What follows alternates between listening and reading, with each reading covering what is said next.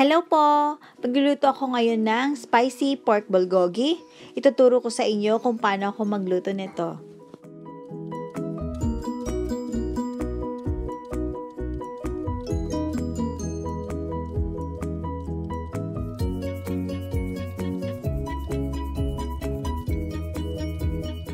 Sarap niya, maanghang na manamis-namis. Ayan, bagay na bagay siya sa kanin. Ayan, kain po tayo!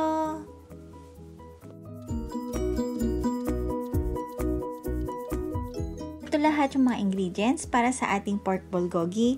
Paligagamitan natin ito ng apple para mas healthy ito at lalong masarap. Una, slice po natin yung ating pork ng maninipis.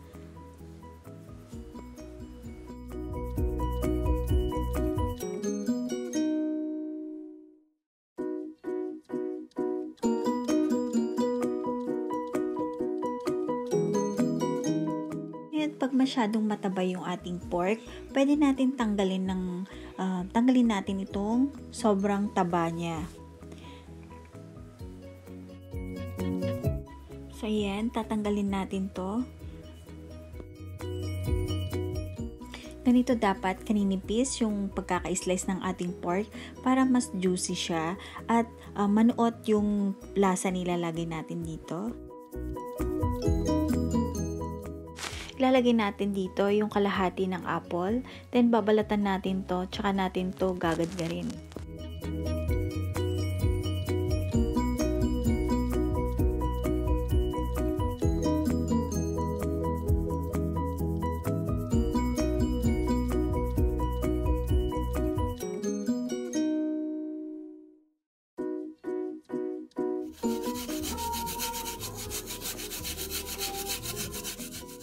Ayan, ready na yung ating mansanas na ginadgad. Sunod naman natin yung ating garlic at yung sibuyas. Gagadgarin din natin ito.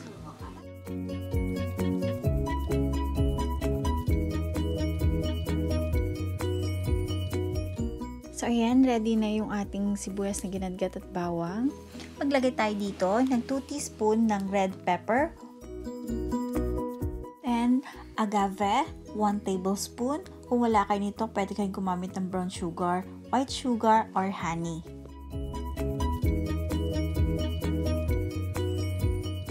Two tablespoon soy sauce. Pwede kayong gumamit ng any brand ng soy sauce na meron kayo. And sesame oil, 1 tablespoon.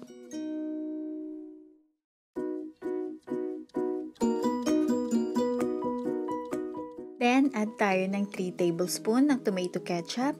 Any brand po na meron kayo, okay lang po yun. Gamitin dito sa recipe na ito. And haluin lang natin itong mabuti.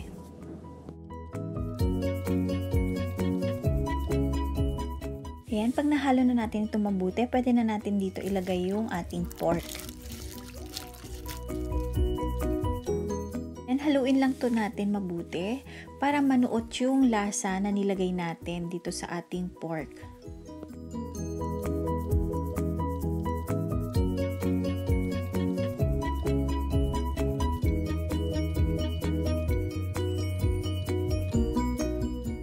Then i-marinate lang to natin ng mga about 3 hours or overnight.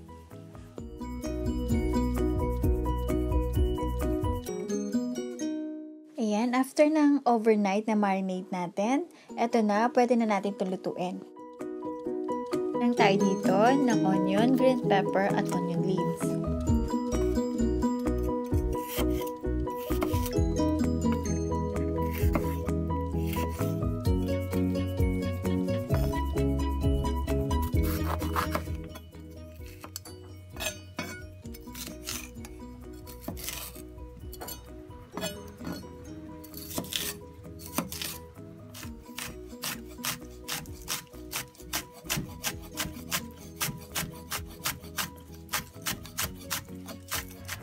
Ayan, di na natin kailangan pang gumamit ng mantika dito. Palilagay lang natin yung ating pork dito sa ating frying pan.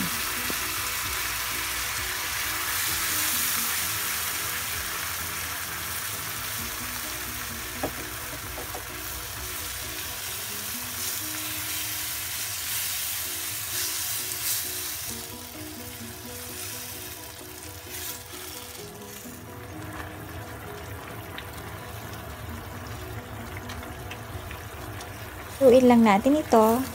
Then, tsaka natin ito tatakpan. After 3 minutes, tsaka natin ito balikan. So, ayan, check na natin. Kung nakikita nyo, marami pa siyang sabaw. Then, hintayin natin na mawala yung sabaw niya. Then, balikan natin to after 5 minutes.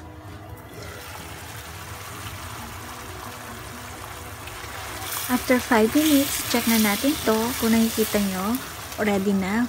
Hindi na siya masyadong masabaw. Then, pwede na natin lagay dito yung ating onion, green pepper.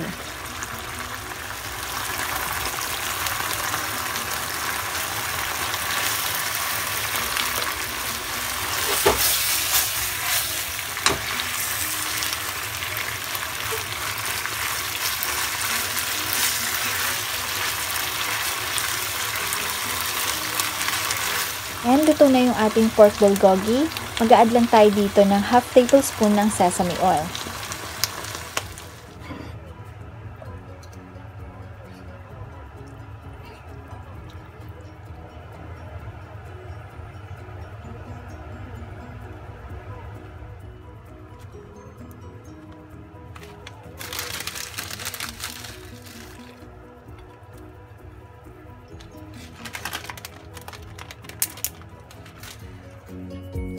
Ayan, titikman na natin itong ating spicy pork bulgogi.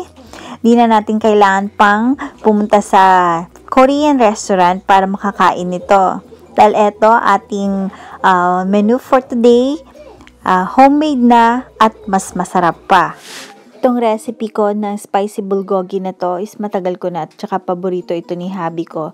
Dahil dati tumira kasi kami sa Shinjuku, Shin-Okubo. Bale, Korean town doon. Kaya lagi kaming marami akong nabibiling mga product ng Korean. Kaya ito is super sarap talaga. At favorite ito ng hubby ko. Gusto kong i-share sa inyo dahil sigurado ako magugustuhan niyo to. Yan, kain po tayo. Ang sarap talaga. Manamis-namis siya, na maanghang. Ayan, perfect na perfect ito sa kanin. Ayan, sana nagustuhan niyo po itong menu natin for today. Pork spicy bulgogi. Thank you for watching. Please like and share and subscribe na rin po for more videos. Bye!